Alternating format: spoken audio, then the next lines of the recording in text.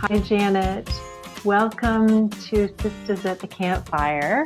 Thank you. Thank you for joining me today. We have the most beautiful soul joining us today, Janet Lucy. And Janet Lucy came into my world at a very special time, and she has many, many gifts and a very brilliant woman who has chosen to connect with women through a strong passion of hers of writing and poetry and offering women space and circle to evolve and let each woman come to her own. And if I might take a second to read all about Janet and let you at the campfire hear what this wonderful woman who I'm so excited is going to offer us many nuggets on the world and the path of the heroine's journey. Janet Lucy is an award-winning writer and poet, and the co-author of Moon Mother, Moon Daughter, Myths and Rituals that Celebrate a Girl's Coming of Age, inspired by her daughters, Austin and Sarah, which I have that book as well and loved it. Oh, thank you. Janet is the author of 3 award-winning children's books, The 3 Sunflowers, Mermaid Dreams, and Makana is a Gift. Janet's recent publication of The 3 Sunflowers is in a Ukrainian English version, which is dedicated with love to the children of Ukraine. Janet is the founder and director of Women's Creative Network in Santa Barbara, California, a consulting business emphasizing intuitive, creative, and professional development through writing. Janet also offers individual consulting and counseling, weekly writing groups, and a guided writing course called Divine Ink, which illuminates the heroine's journey, which we are going to talk about. Janet offers local and international writing retreats, many places such as Mexico, Costa Rica, Peru, and the beautiful, beautiful country of Italy. Janet is also the communications director at 7 Seas, a Santa Barbara non-for-profit publishing company. Janet holds a master's degree in counseling psychology and has a California teaching credential from UC Santa Barbara. She lives in sunny Santa Barbara. Welcome, Janet. Thank you. Thank you. Janet is a poet as well, as I had stated. And so I asked Janet to offer a piece of poetry that will be, as she always says, in divine timing today, to bring us together as a circle and around our campfire and step into our conversation about the heroine's journey. Janet, I'll leave that with you. Thank you so much, Andrea. I really appreciate that introduction. It's so interesting to hear one's own bio reflected back. It's truly the reflection of a lifelong heroine's journey. Yeah. I'm looking forward to hearing about that. Yeah, and so, speaking of divine right timing, when you invited me to find a poem to read today, I took a moment to, just see what wanted to come to me, and nothing had yet. And then I went to Facebook because, as you mentioned, I always post something, a poem or an image in the morning for inspiration.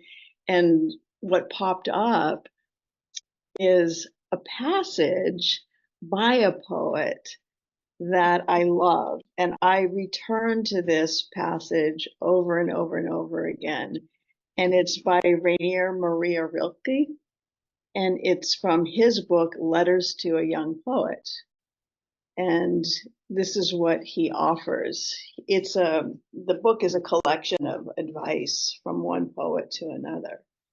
And so this is what he wrote.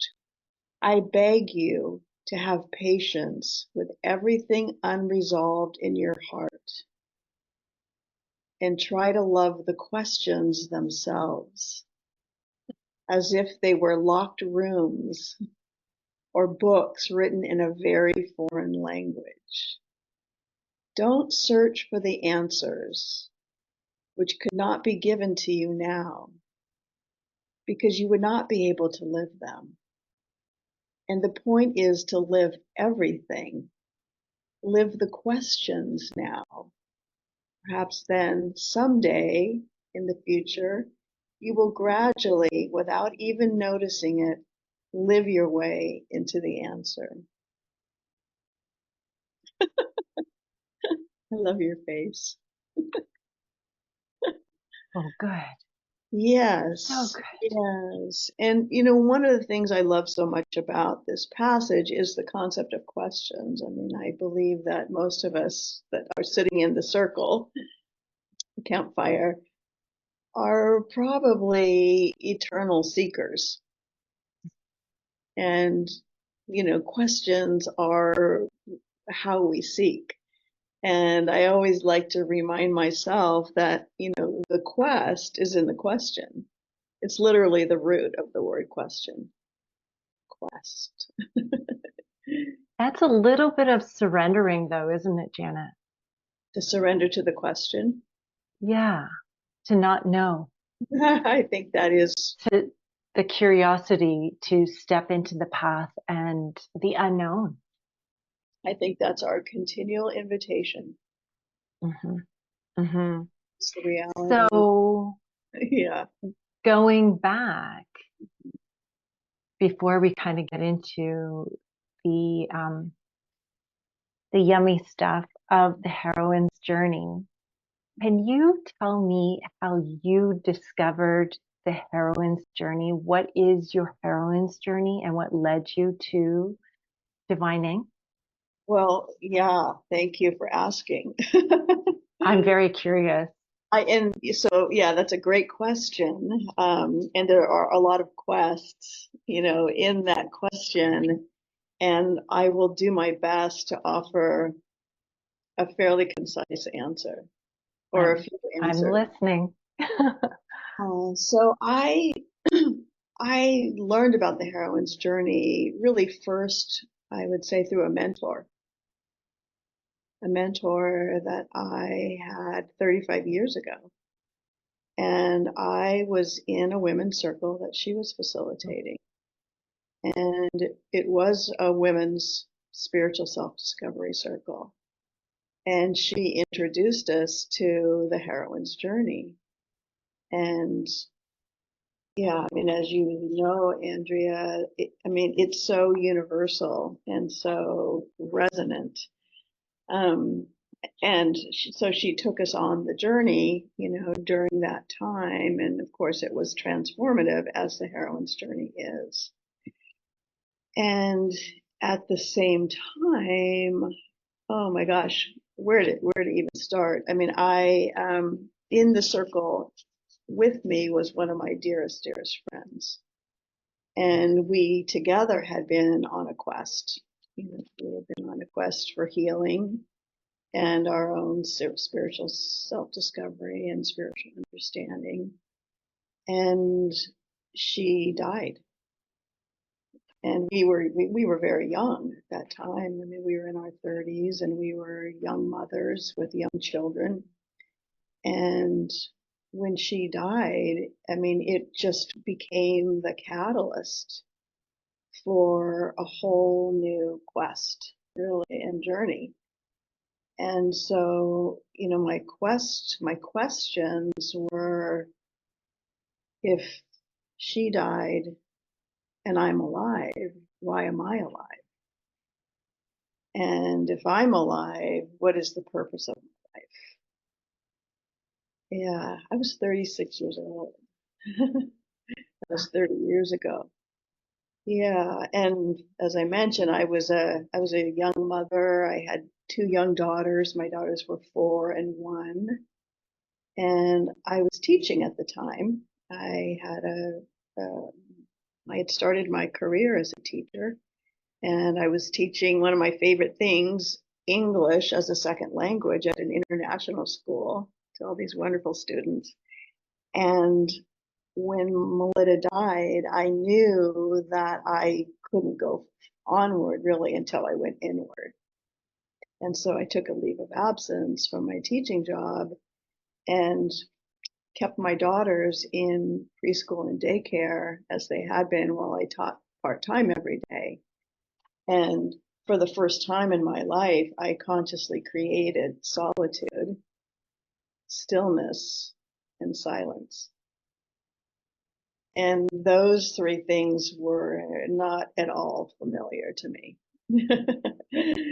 And I knew I had just a very strong intuitive knowing that that's what I needed. I needed to carve out that time and space to really go in. And so I did that. I began a quest, based on the questions. And it really was a journey. And it was intended to be a 6-week bereavement leave of absence. And it became a 6-month sabbatical. And the word sabbatical literally means to rest and to worship, which really felt true. Like I needed to find space for deep rest and to worship something that I didn't have a name for. And that was largely what I was seeking. Well, what is this? What is this essence? What is this power, this source, that I have a sense of, but I don't have a name for? And so I spent a lot of time walking. It was late fall in Santa Barbara, and the beaches are relatively empty, and it's just a beautiful time of year. So I could walk, in relative solitude on the beaches, and I would find places to sit. And my favorite place was the cemetery where she was buried, my friend.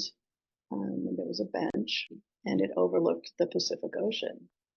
And I would sit there with my journal open. And I really feel like, the open journal is sort of a signal. This is what I've come to understand later. I didn't know this consciously at the time. But to me, it's kind of a signal of receptivity and openness, which I think are, yeah, exactly, two really essential qualities when we're seeking. So I would sit, Right. with my journal open, my pen in hand or in the seam, and I would just listen and look. I looked out over the ocean and I wanted to see something. I wanted a vision. I yeah, a cross, a face. Yeah. Show I me.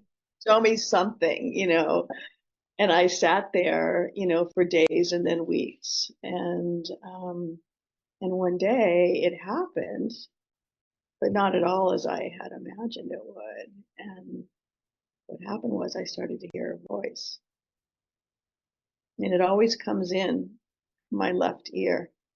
I think there's a right brain, left side, left ear, connection. Um, and I started hearing a voice. And the interesting thing is that it was my own. It's my own voice. And it was speaking with this kind, gentle wisdom that I had really never heard before. And I recognized it as a true voice, a true inner voice. And I started writing. And it felt like a miracle to me. I mean, I can still feel myself almost weep, when I remember that. Because, I think it was in some way almost like a soul retrieval. Like I Mm, connected with mm. my soul, my true self that I had been so disconnected from for all of my life until then. And like so many of us, really living from, my left brain and my ego mind and, all my fears and false beliefs and self doubts. So this had a whole different quality and a really different resonance, and I knew it was true. And so I started writing, and that became then my practice, my daily practice. And I would continue to find those quiet places where I could sit in silence, stillness, and solitude and listen and write. And as I mentioned, my 6 week bereavement leave turned into a 6 month sabbatical because at the end of 6 weeks, I felt like I had just begun. It really just begun. And so every day I could, I would set out, really in earnest, so eager to hear this voice and continue the process, the writing, the journal, the journey. And so by the end of 6 months, I had a whole new vision for my life. Yeah. And it came in pieces. It wasn't linear. This is something I feel is important to note. I think of it like almost like creating a patchwork quilt. Like I would get pieces, vignettes, and I would write them. And then the next day I'd get something else. And it really wasn't until about 6 months that I had a full vision for this life that I was being divinely guided and inspired to create. And it was all about writing. And I had never set out to be a writer. I'd kept a journal. And, later when I did write a book and it was published and I became an author, I would refer to myself as an accidental author because that really wasn't my intent. It was really this very spiritual writing that I felt so inspired by. And really, Andrea, my thought, my revelation was, oh my gosh, if I can do this, anyone can. Mm. I really want to share this with other women. I mean, this is so powerful. And so through this whole vision, I really saw I was being guided to create women's circles. And I had been a teacher, for quite a while, and I worked in small groups. I knew the group process. I did know how to facilitate and teach, but this was quite different. And so I started offering these women's circles. And interestingly, I didn't call them writing circles right away. I Mm. called them women's spiritual self-discovery circles. Mm. And we were using writing as the power tool. And I can say a whole lot more about that, writing as the power tool. But over time, yeah, because the writing was so powerful, I mean, it was really what it was all about. It was about writing together and reading out loud, sharing, witnessing each other's writing. And so I started calling them writing circles. Mm. And when I changed the name, when I started calling them writing circles, women just came out of the woodwork. Said, I want to be in a women's writing circle. And so what I really saw was how vital this is, for women, that, finding our true voice and having a safe and sacred place to access and speak, share, from our true voice, our true self, is so essential and so profoundly healing and transformative. And I've been doing this for 25 years now.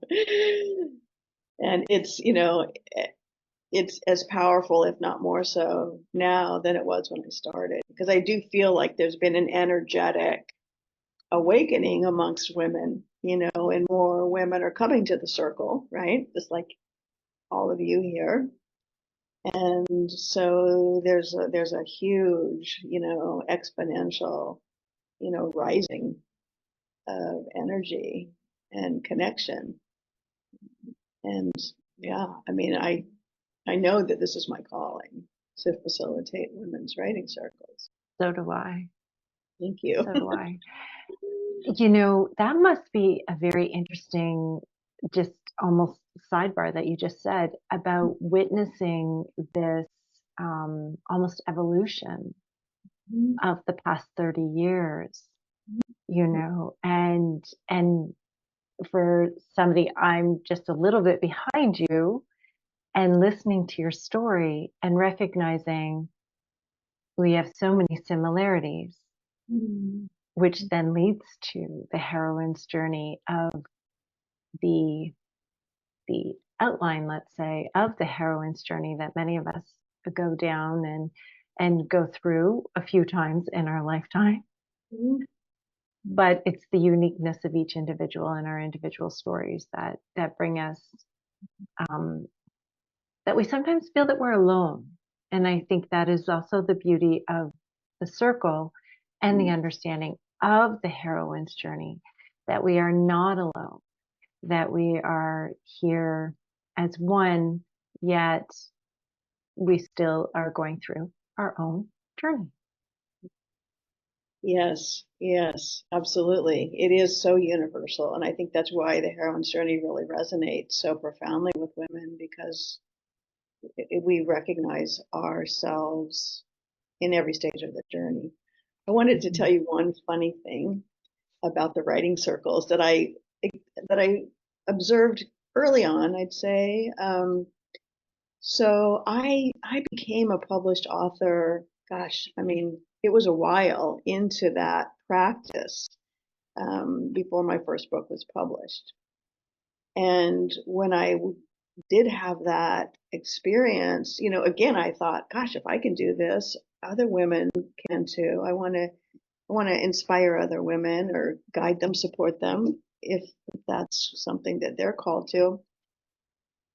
So I started to experiment with different kinds of writing circles.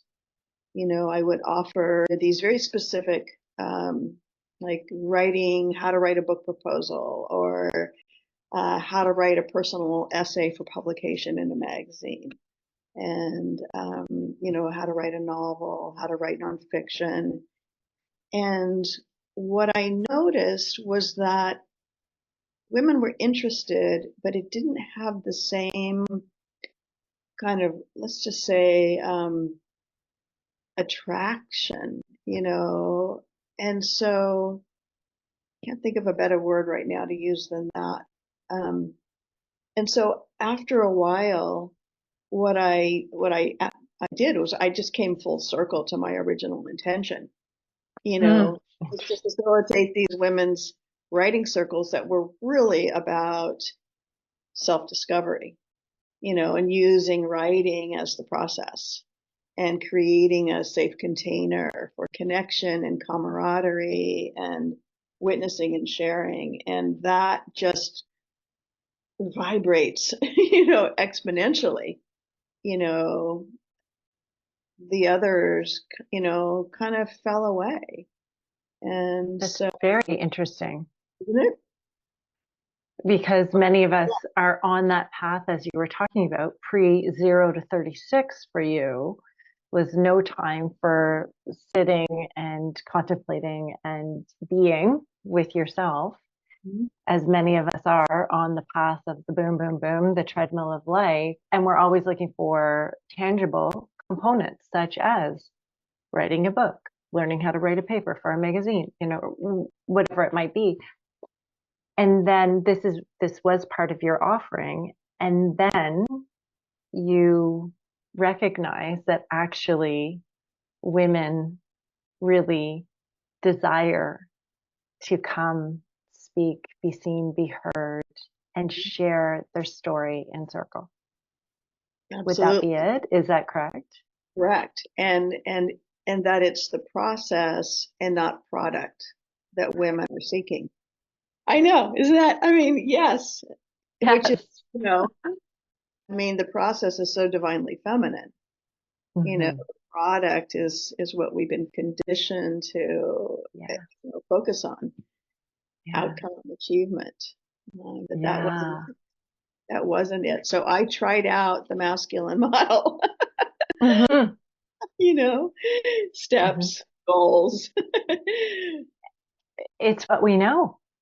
It Yeah, is what we have been taught forever. And I always say it, I feel like it's in my blood. To shift that is, it feels very, very peculiar. Just even resting.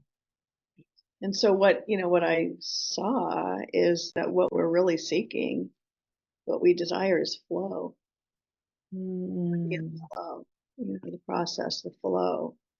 mm, And be in that flow together. We want to be in the flow within ourselves and we want to be in the flow together. And so that's so much of what these writing circles are about is facilitating flow. oh, yeah, All we I have to love do it. is show up. There's nothing to bring except I always say bring, openness and curiosity, receptivity, and then we flow. And we flow from whatever the inspiration is, whatever the writing prompts are. And yeah, I mean, I'll just say a little bit about that maybe before we go to the heroine's journey about the process Okay. in the circle, because yeah, this is what I came to understand as having so much value for women. And so as you're, witnessing and facilitating, being in circle, living from cycles and seasons, that's the divine feminine. And so every season I come up with, I can't think of any other way to say it. I don't think it up, but I'm divinely inspired by a theme. A Mm. theme will come to me for the season. And I know when I have it because it resonates. I'm like, oh yeah, that's it. And so for that season, like last winter, this past season, the theme was openings. And we spent the whole season focusing on opening and openings. Yeah, doors. And so, Right. so the theme will come, and then each week I bring inspiration that supports the theme, and from that inspiration, writing prompts. And so we come together in the circle with a lot of shared understanding. There aren't really any rules, there's guidelines. It's all about respect and trust. Hmm. We're not a Hmm. writing critique group. We are not evaluating the writing.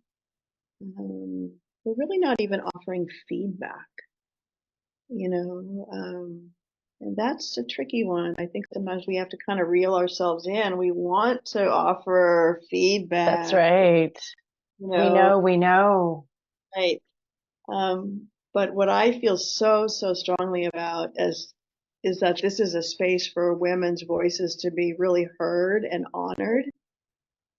And so it's really not our place to offer feedback on what comes through a woman's writing. So we use a process that I call witnessing. And, we write together and we go around and we read out loud. It's always an option. No one's required to, though everyone does. It's all flow. And because it's so safe and there's so much trust, it's very rare that someone says, I'd prefer not to read this round. But we write together, we read out loud, and then that writing, each woman is witnessed. And at the Mm. most what we'll do is we'll offer a reflection, and I call them reflections. I also call them love notes, Mm. Love because notes. it is just a Nice. love, like, oh, I loved that line you Yes. wrote, you know Yeah. and I loved those words, I loved that image. We're telling a woman what we love about her that came through her Right. writing. Right. And so that's really how these writing circles are. Mm. You talk about the circle is the source. Yeah. Can Yeah. you elaborate any further on that I'd with love what to. you've I'll already do my said? best because it's so I funny. know. that was another, once I opened that portal 36 years ago and really started hearing the voice of my soul, it's open, and so I'm divinely inspired and guided a lot with words. I'll hear words. Mm. Gosh, that. Yes, that. So it really wasn't even that long ago. Sometime in the past few years, I heard these words, the circle is the source. And I thought, wow, it is. It really is. It's an incredible source. And what we create, when we create this circle together, I mean, it's an exponential energy. I often think of it like a group soul, Mm. and then, yeah, I mean, and then we're sourcing from that. I like the word sorcery. It's spelled like, Mhm. Yes. you Oh, know, yeah. I mean, it really feels like we're sourcing something when we create the circle. And we're tapping into it through our writing. And the way we're doing that is through very spontaneous flow. We're not thinking. There's not enough Yeah. time to think up something. It's, the process is, we're just in a flow of spontaneous writing and words. So it's very intuitive, what's coming through. And I often notice even in my own writing, like, wow, like you heard it first, we heard it first here. Like what I wrote and read out loud, I'd never heard from myself before either. It was sourced by the circle.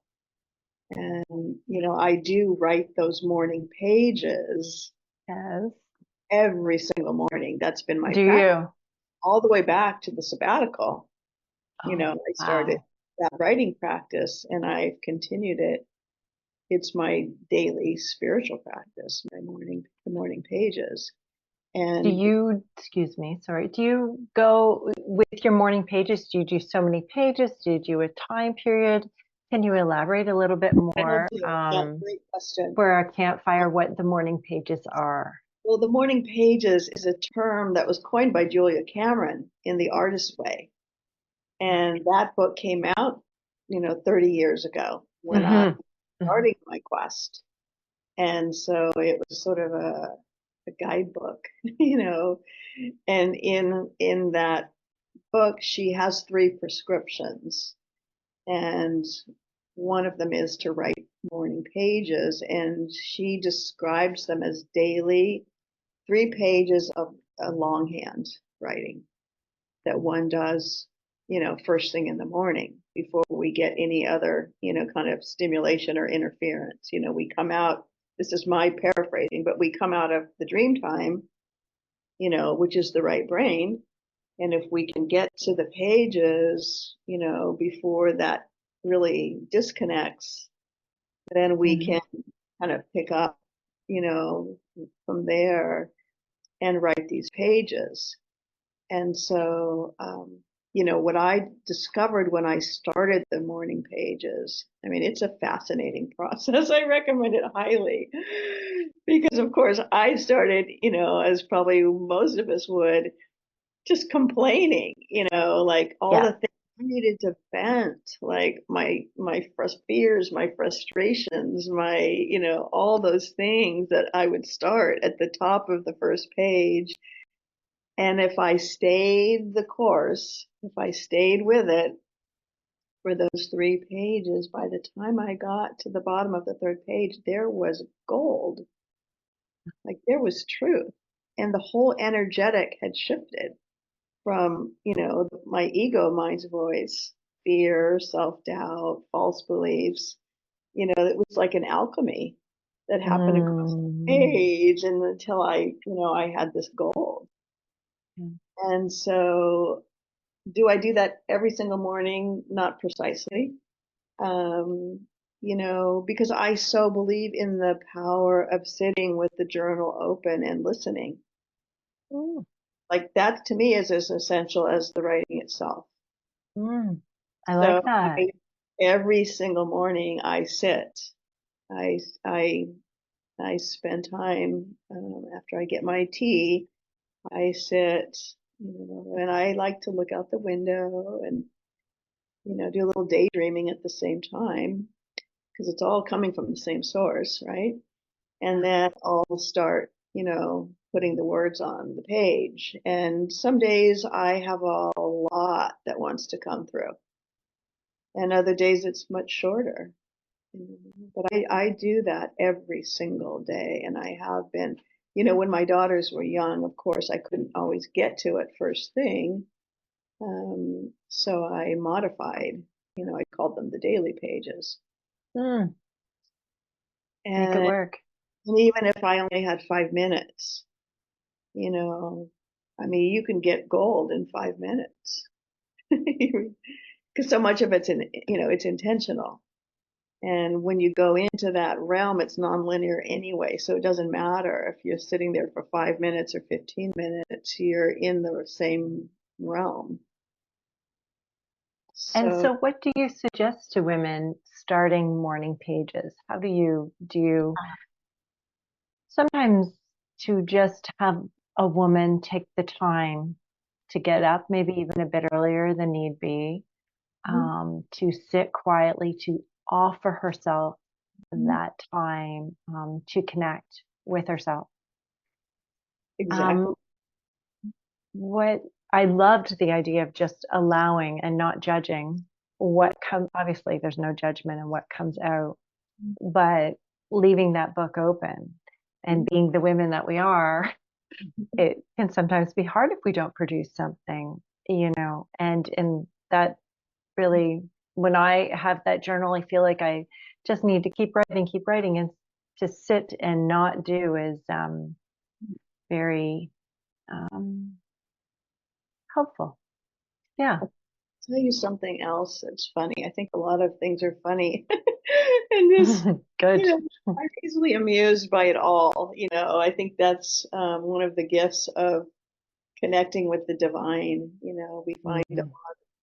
amusement and the root of that word, amusement, is muse. So Mm. there's, the muse Mhm. brings amusement. Um, so one of the things that's funny to me is I started out, with journal and pen. And these days I write with a pencil. And it's not to erase, I never erase, but it's a lighter touch. Huh. It's just a much lighter touch. And so I'm just sort of touching the page with my pencil. My role is to hold the pencil. I'm listening and I'm holding the pencil and I'm, writing my way across the page. So what I would recommend to answer your question is to bring curiosity. Mm. I always hear myself say, approach the blank page with a spirit of curiosity. Right? And it's again that surrender we talked about up front, that surrender to, I don't know, not knowing and trusting. So yeah, every morning I bring an openness, a receptivity, and a curiosity.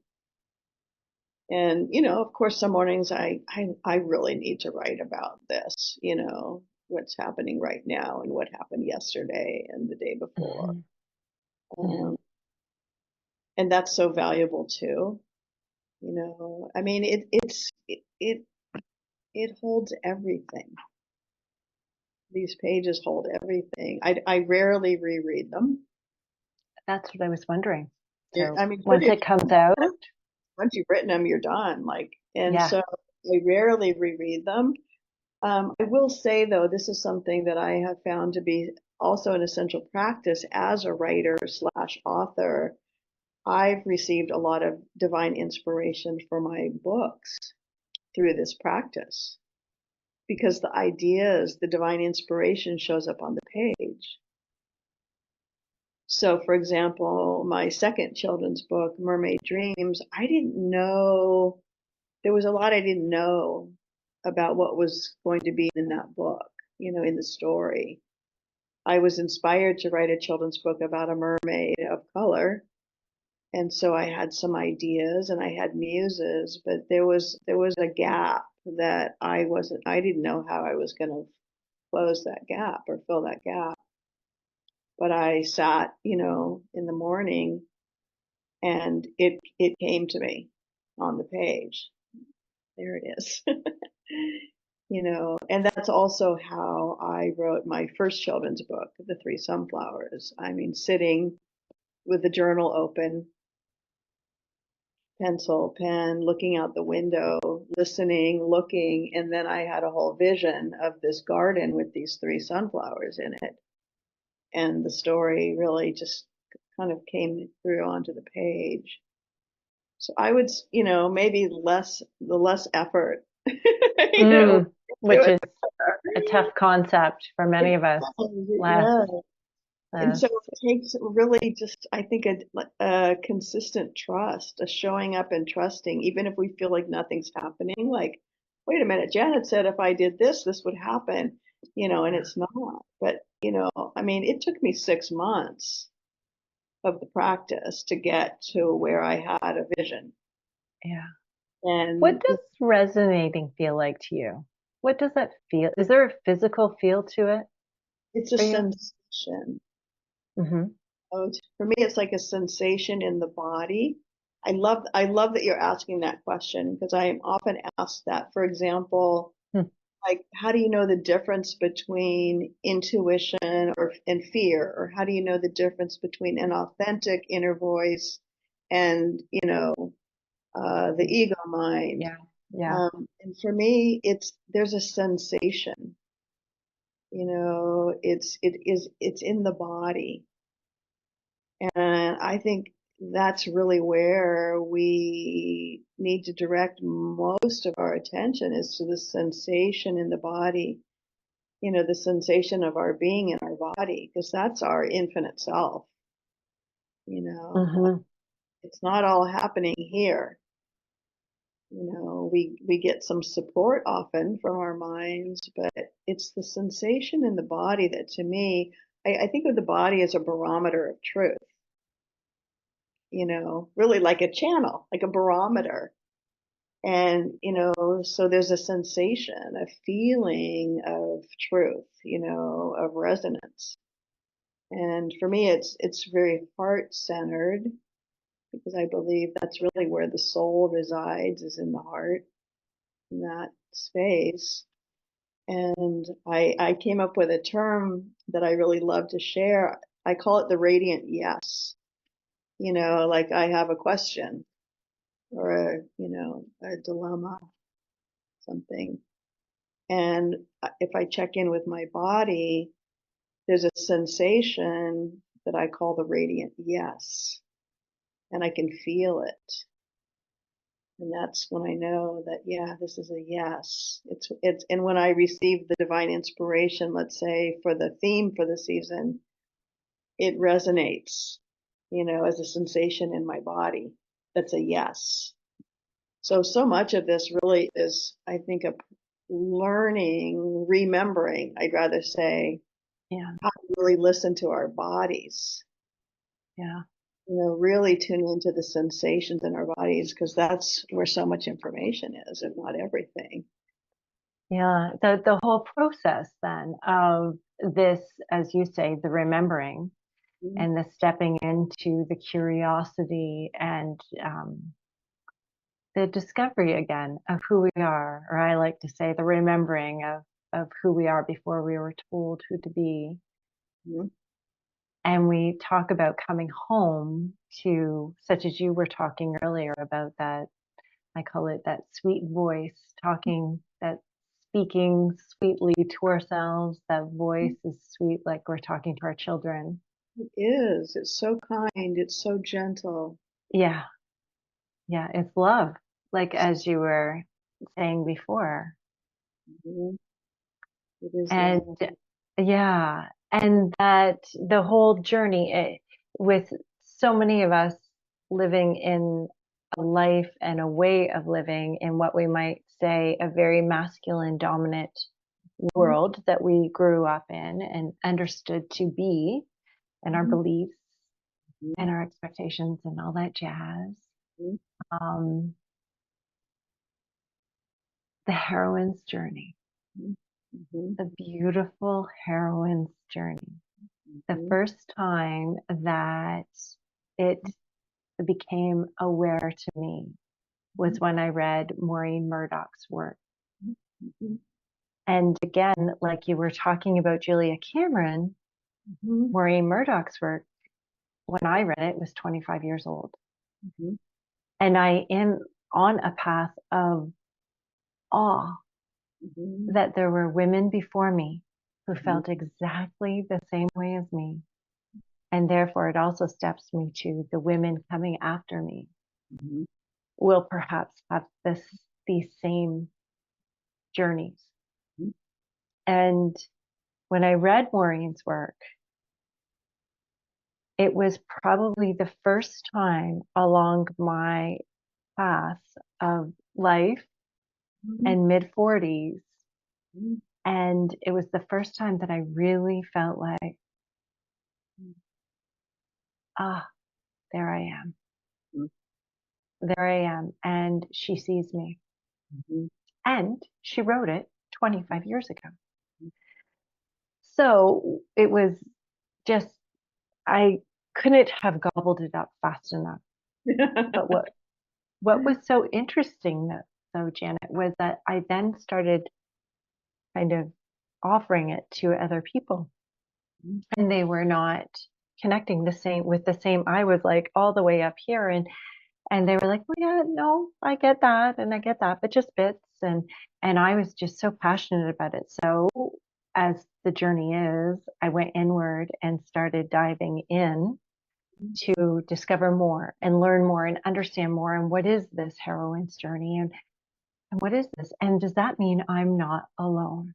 Which was so Mhm. huge for me. I felt my path was my own, my shame was my own, my guilt, my crazy was my own. Mhm. And then I found you. Mhm. And then I found you. And at that moment in my life, and I think still, it was an opening to being kinder and more gentler and loving Andrea.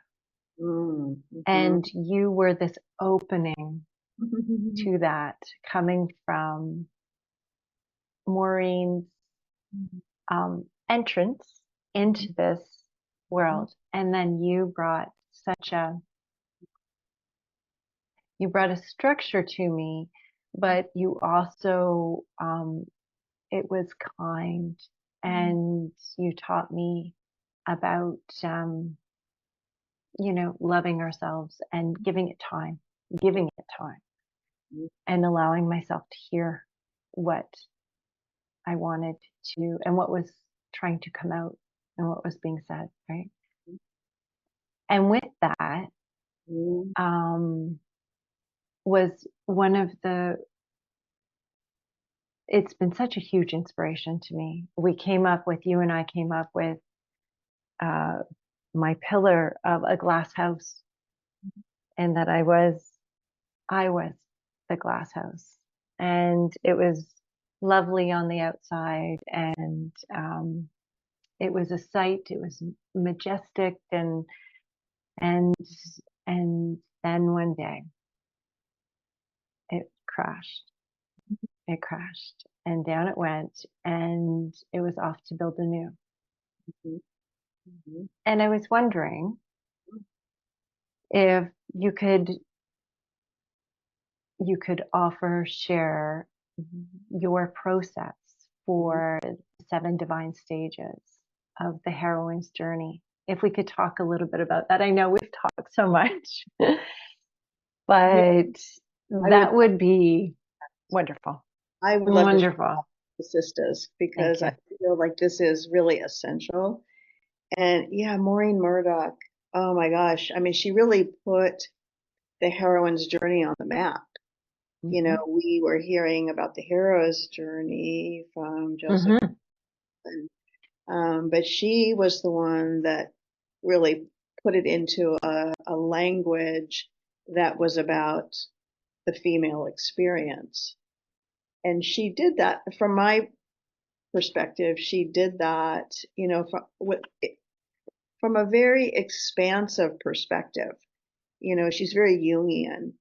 And so she looked at it through, a, I would say for me, a more comprehensive or even complicated realm or lens, excuse me, which, so many women, of course, needed every facet of that lens. I by nature tend to seek like the simplification of things. Me too. And so, as I learned about the heroine's journey from my mentor and reading Maureen's book, and I also read a book by Jean Houston, called The Passion for Possibility, Passion for the Yes, Possibility. yes.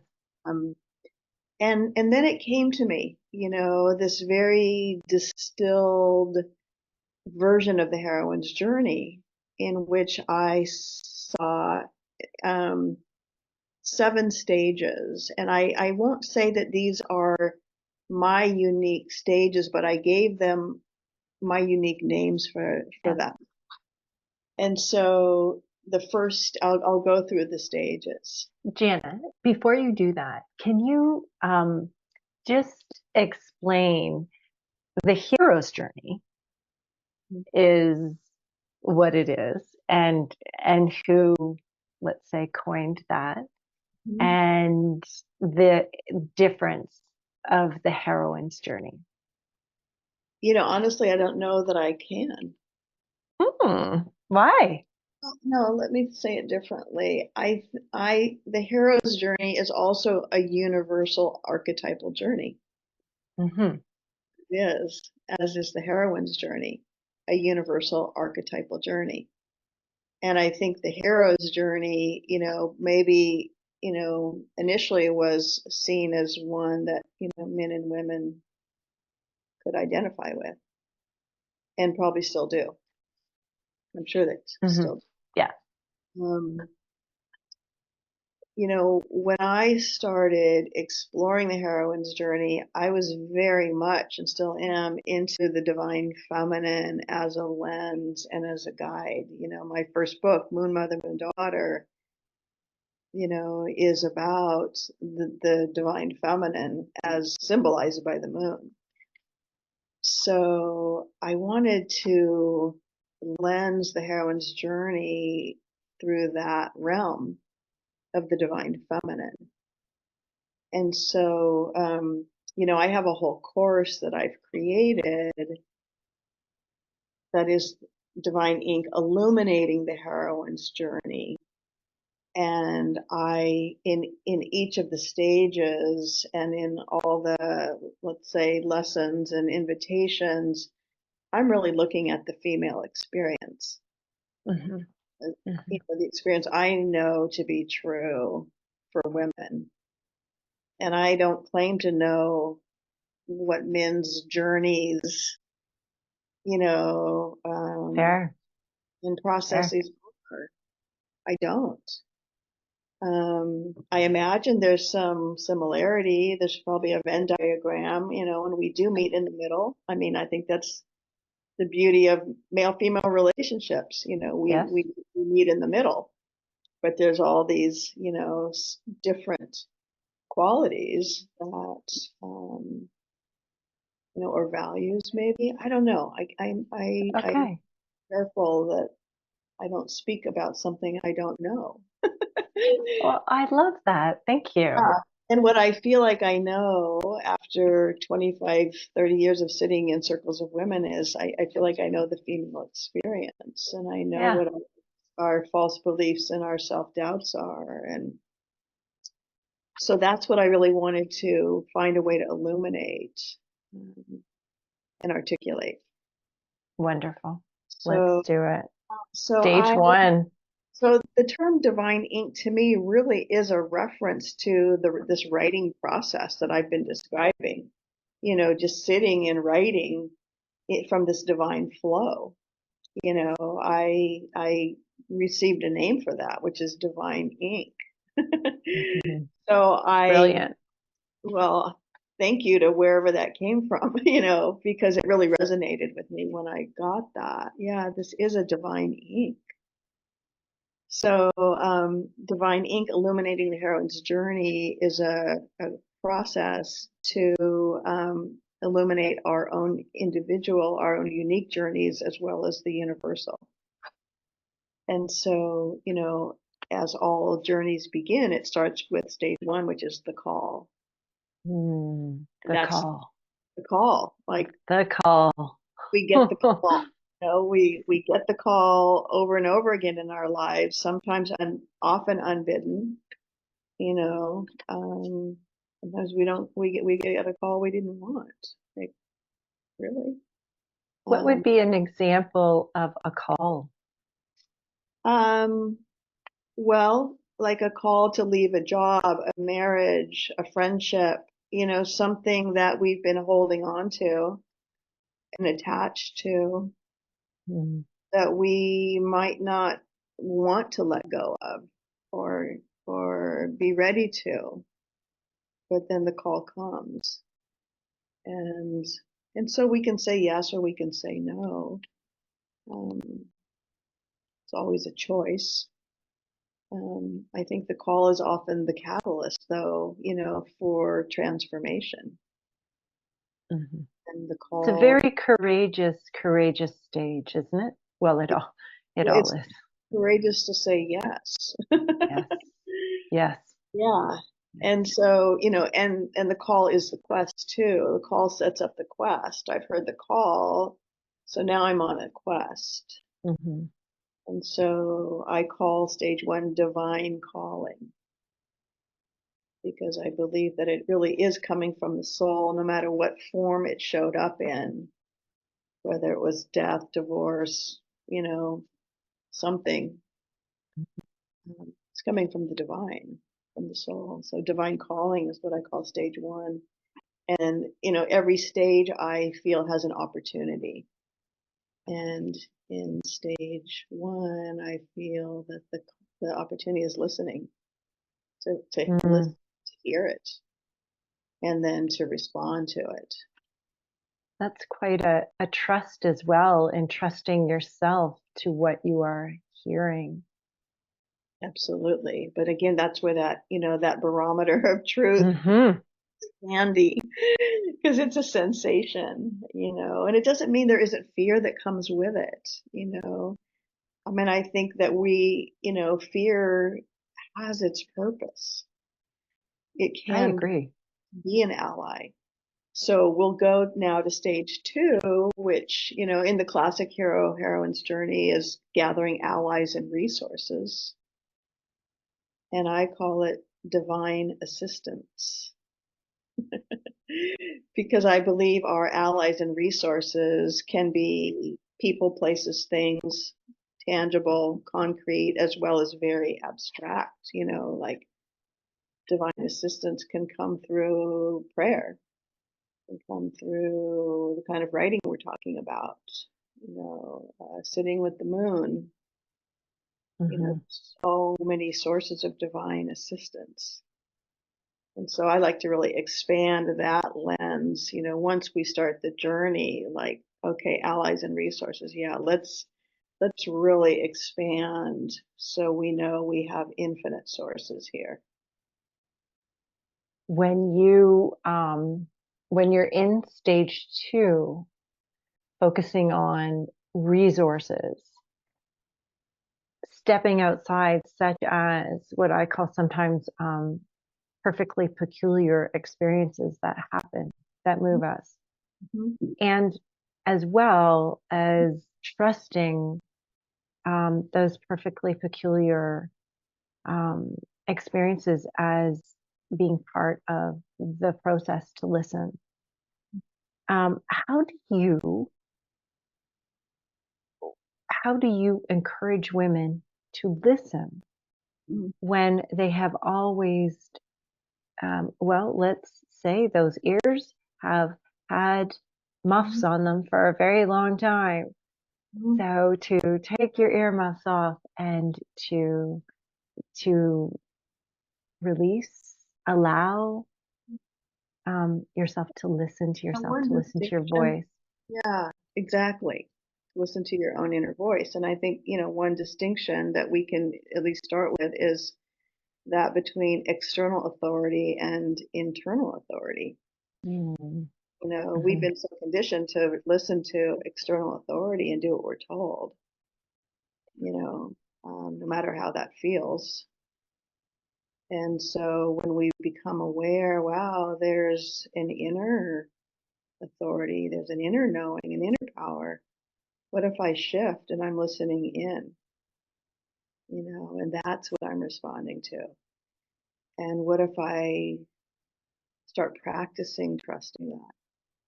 Just start practicing. I think so much of life is practice anyway. We're just practicing here Yes. being human. So what if I just start practicing listening to my inner voice and responding to it and see where that leads me?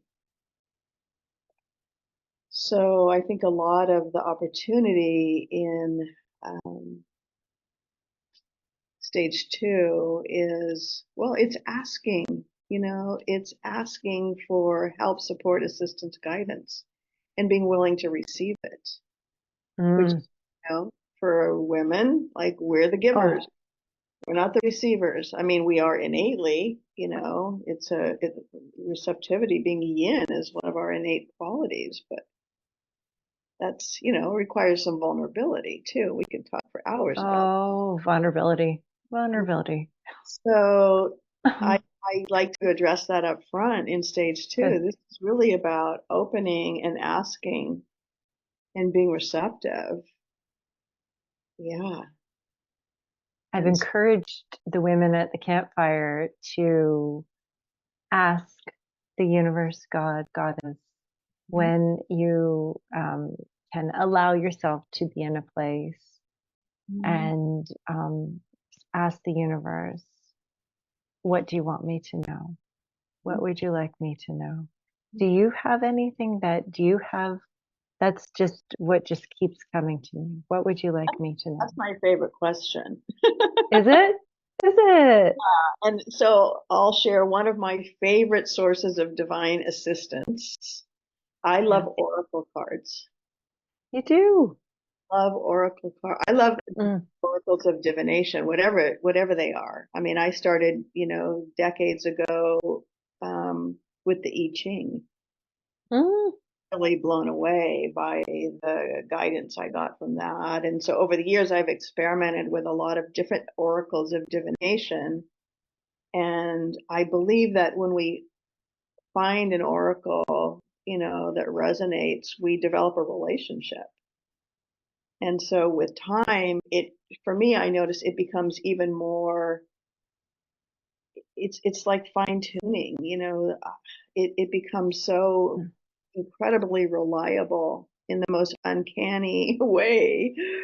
Um, I can't explain why when I shuffle a card deck 3 times and cut it 3 times and get a card, it speaks, in the most exquisite divine perfection to my soul.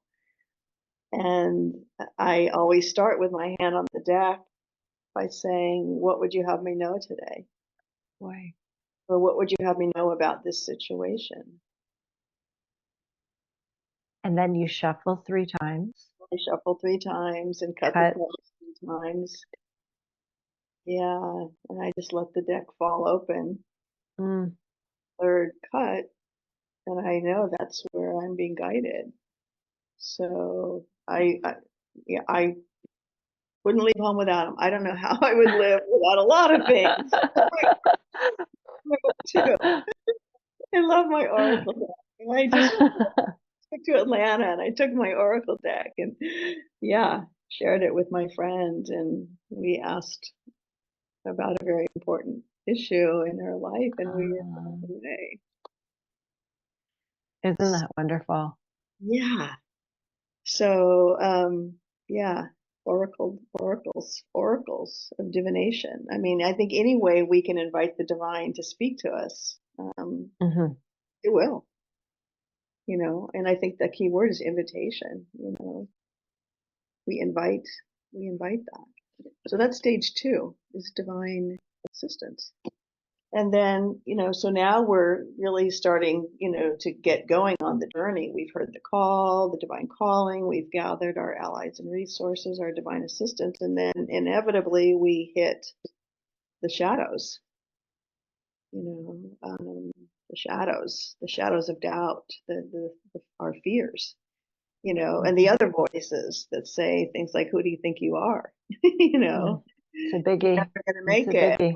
Or, you don't have what it takes, I mean, all the voices that want to send us back to where we were, to the familiar, the comfort, we inevitably will hit that stage 3. And so what I find is that knowing the stages and that these are absolutely essential to the journey just sort of takes something, takes like self-judgment and self-doubt out a little bit more. Like, oh, I'm supposed to have my shadows of doubt appear right now. That's next. Yes. Okay, great. Got it. I heard, now I know. So I believe that there are 3 universal shadows of doubt, or I'll call them core false beliefs that we all hold. And, we could guess and probably come up with them, but I'll cut to the chase for time. I want to hear them. Yeah, I think that numero uno is I'm not enough. And it shows up in every guise. I'm not this enough. I'm not that enough. I'm not smart enough. I'm not, all the enoughs. And it always shows up. And so once we know that, like, oh yeah. And then, in my course, when I guide the journey, we illuminate the shadows, and then we get to the truth. So another one is I'm not worthy. I'm not deserving. I mean, that'll stop us in our tracks. Like, it absolutely will. Yeah. And then the third one is about lovability. Who will love me if I'm true to myself? So we look at those, we acknowledge those as false self-beliefs, and then we illuminate the truth. And that's the opportunity in stage 3, is to illuminate truth. And the truth is basically the opposite. I am enough. I am worthy. I am deserving. I am lovable, and we affirm that over and over and over again until we really feel the resonance. Because it has to, we've been so conditioned to believe the opposite, a lot of time. Yeah, so that's stage 3, divine illumination. It's just courage. Well, yeah, that's one of the resources we identify in stage 2. Like, pack your bag, because we do pack a spiritual medicine bag in my course. With all wonderful. of our allies and resources, and one of them is courage. Like, yeah. So after stage 3, then, inevitably we hit what's called the road of trials. And that's where things get played out. It's sort of like where we're tested, like, to whom will I be true? I've gathered my allies and resources, my divine assistance, I've faced my shadows, I'm affirming my truth, and now I'm going to walk this road of trials where I'll be tested, to whom will I be true? And I often say that inner fear becomes interference. If we haven't illuminated the inner fears, they're going to show up on the road of trials as interference, and then we're going to face them, like, in the world, and those can be opportunities too. And so the opportunity in stage 4 is really integrity, which in my mind means being true to oneself, which takes all the courage we can muster to be true to oneself. That piece of not betraying ourselves. Yeah. It seems to be something that is every fork in my road is, am I betraying myself? Mm-hmm. Which I feel is the root of my integrity. And And that was a hard one to learn. it's a really hard one. And I feel like the ultimate betrayal is self-betrayal. Mm-hmm. You know, I got that. Like, it's not about all those other people who I believe have betrayed me. Like, where was the original betrayal? Mm-hmm. When did I not, when was it, did I not or was not I not able to trust myself and follow my inner voice? I mean, we could have a whole other conversation Yeah. about this. Not to be Yeah. a child. It's really, though, a very rooting stage, though, wouldn't you say? When you can hear and feel and that knowing of, if I go right, I am betraying myself. Mhm. Yes, So I say yes, it's, betraying if I myself. say yes right now, even though everybody wants me to say yes, and I should say yes, but if I say yes, I am betraying myself. So therefore, I am going to say no. Mhm. And it's just, Mhm. Or at the very least, I'm going to say, not right now. oh, No, thank you. Not right that's a now. wise woman. That's Not a right, wise woman. not right Yeah. now. And that's another thing that we look at in my course is our yeses and our nos. Oh, yeah. And so we can say, I'll get back to you. Yeah. You know, we Yes. have a knee jerk, pleaser that's going to say Yes. yes. But how about a pause to say, I'm going to feel into this. I'll get back to you. So that's stage 4. That's the road of trials. I call it divine integrity. Mm. Yeah. And then, so, we've faced, the shadows and our tests and our challenges, and we've done everything that we know to be true. And then inevitably we get to stage 5, which is the dark forest, and I call it divine mystery. Mm. It's the place of the not yet known. And if you read a book, or see a movie that has the heroine's journey theme, there comes a point where we don't know how the story's going to turn out. Often there's a plot twist. We didn't see it coming. And so when we get to the dark forest, we really are asked to surrender Mm. to faith. And I believe that's the opportunity is to really come to know deep divine faith, and to be willing and able to sit in the divine darkness, that place of mystery and not yet known, the not knowing, until we get a light. We can sit there for years, you know. Mm. So that too is Yeah. inevitable. We will inevitably come to the dark forest where we don't know yet which way to go or how we're going to come through. And That surrendering is, it's huge. that's, oh, it's so difficult. So difficult.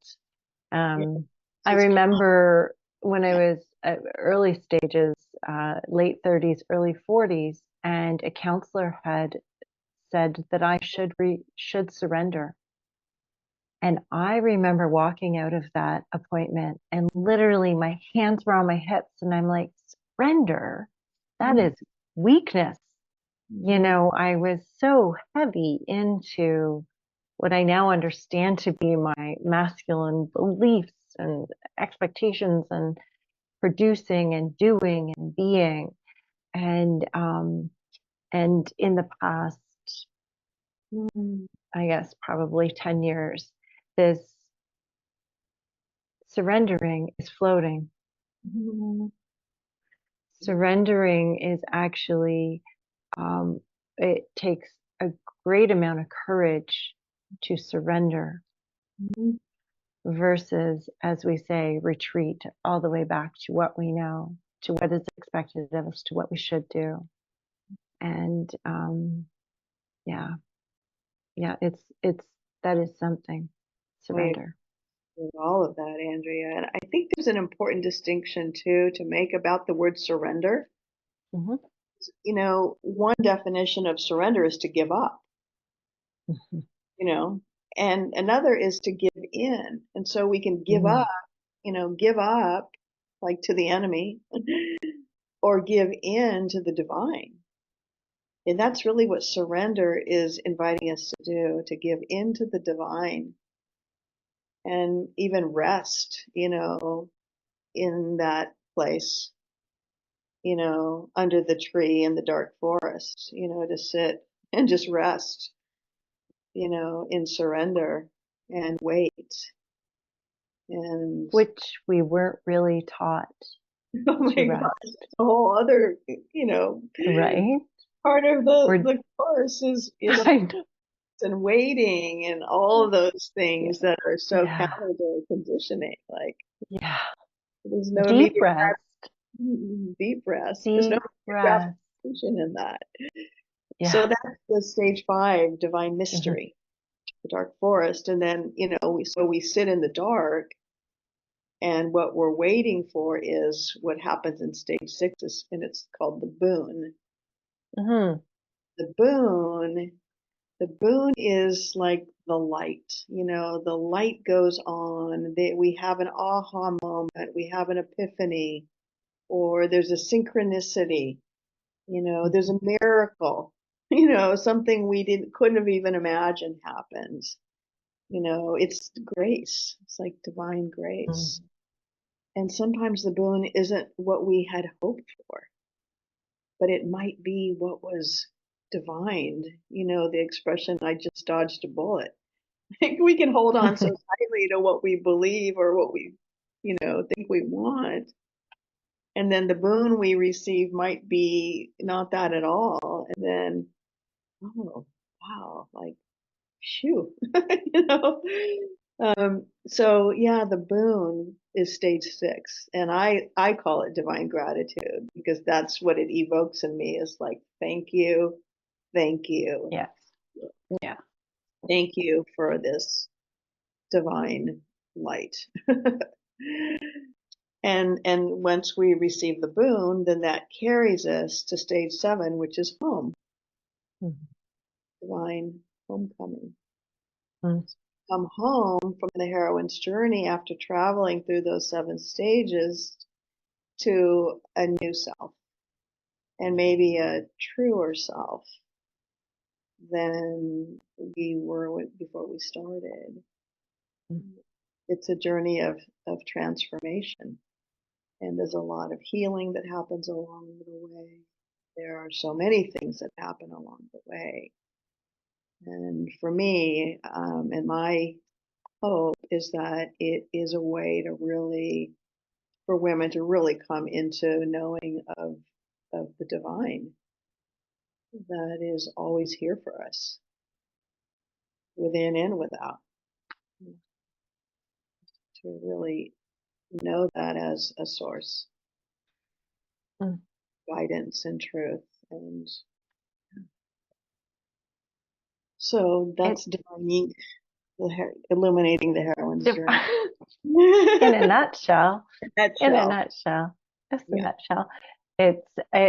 The work you are doing is so amazing. It's um as much as it is a timing and as you say, divine timing, and when women are ready to just step into here is a path, which is again takes away from honestly the loneliness of feeling that you're alone and going through this difficulty. And I always say we just become so outside of ourselves, and going inward is we just we it's hard to recognize us and our everything. And knowing that we're not alone, I think is just so wonderful, which brings us to the circle, which and women rising and celebrating each other, and as I like to say, adjusting each other's crowns. Mhm. and just leaving the competitive and the comparing to another time. Another time. So I want to thank you. Can I ask you just a couple questions as we finish up? I have a few key words that continue to surface with me. And I was wondering if you could, in your teachings of the heroine's journey and divining, when I say these words, what are just some things that come to mind? Yep, for it?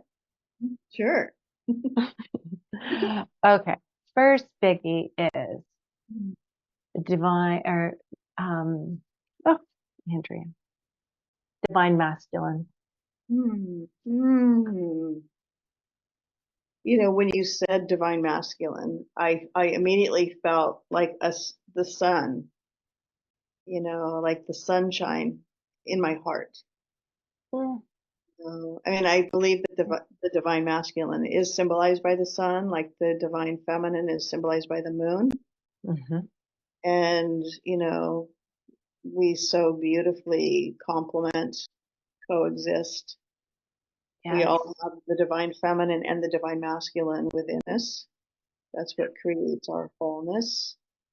Yeah, so when you said it, I got a radiant glow of sun. I love the divine masculine. So do I. Yeah. May more So men do. to their divine masculine. Yes. Yes.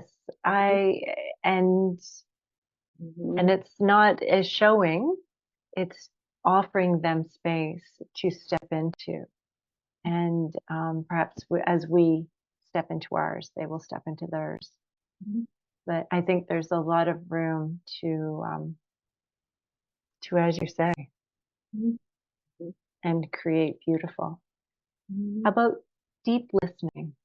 Oh, deep listening. I mean, that's the practice. I believe that's the practice.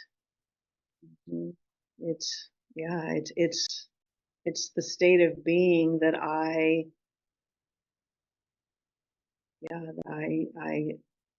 sit in. Thank you.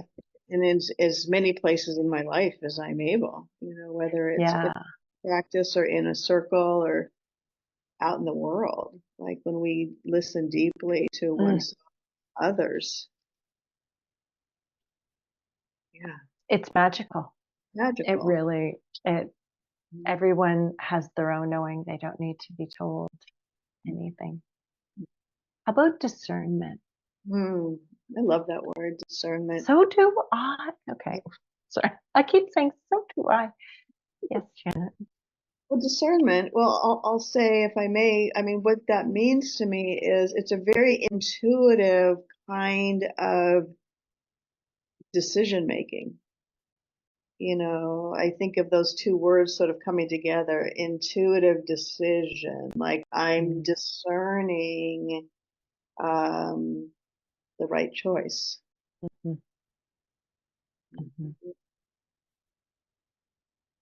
How about showing up for her?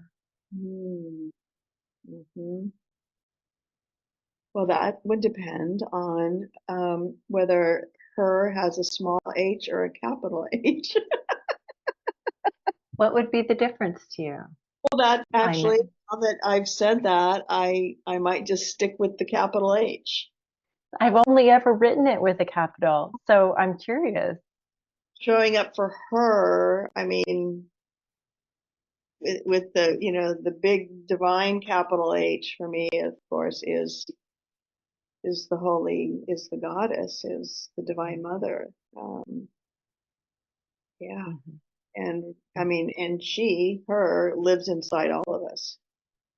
So showing up for her, it's also showing up for oneself and to show up for her and every woman, you know. Right. Yeah.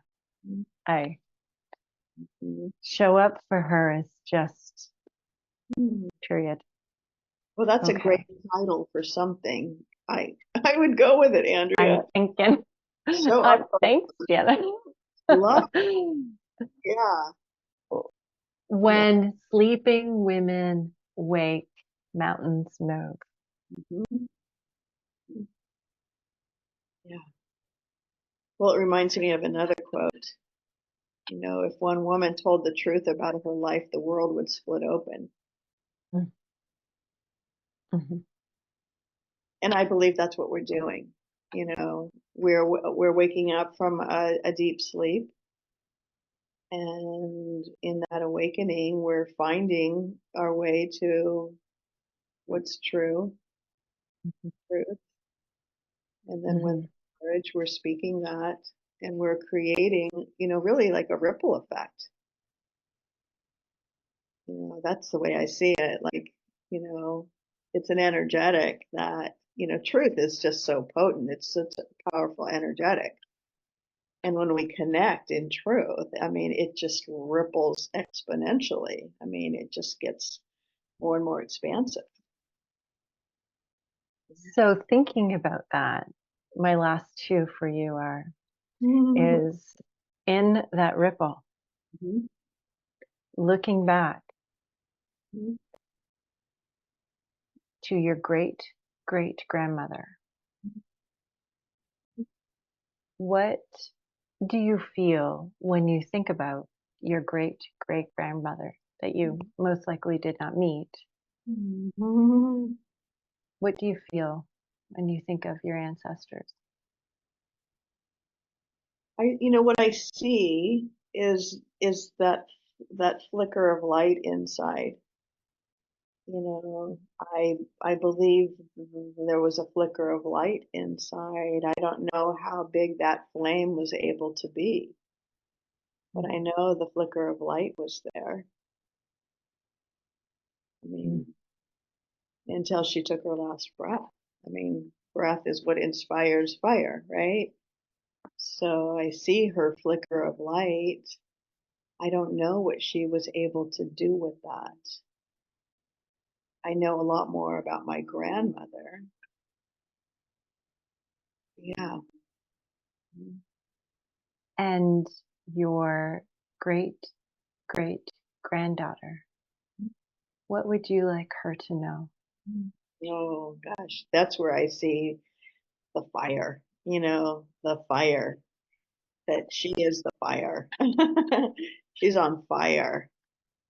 Yeah, this girl is on fire. Oh, I love it.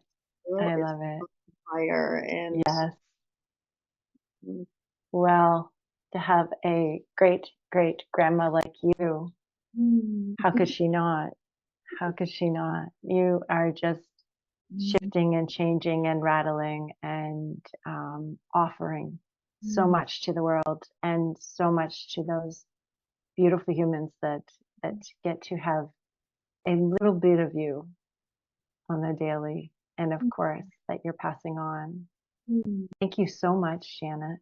thank you so much, Andrea. Thank you. What And a wonderful conversation. on the campfire, I'm so honored to Thank see you. all of you. Yeah, Oh, thank feel, you. I feel your fire, your collective fire as you all sit around Oh, the campfire, and let that fire mirror your own inner fire. hmm. Yeah. It's a neat so many ways to embrace the fire, and coming as you are. To be afraid of the fire. Hmm. Hmm. Can't Hmm. wait to feel the fire. Janet, I have you, if anybody wanted to connect with you, I have you at janetlucyinc.com. That's my website. Yes, Janet Would Lucy that Inc. be best? with a K. Yeah, Inc INK. with a K. Yeah. I will include it. And on your socials, you're under Janet Lucy Inc. On Facebook, Janet Lucy, and on Instagram, Janet Lucy Inc. Wonderful. Did I miss anything, Janet? I don't think so, Andrea. I think we covered a My lot. goodness. Yes, thank you. It was Love just the so other wonderful. women around the campfire. I'm always interested in knowing what touched someone.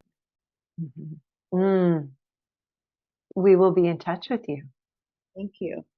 We will be in touch with you because I know our conversation touched humans and offered space and allowed her to speak and be seen and share her story, because everybody has one. And this is our power, and this is our offering for our great granddaughters. Thank you so much. Thank you, Andrea. Thank you. Talk to you soon, I hope. Bye-bye. Bye.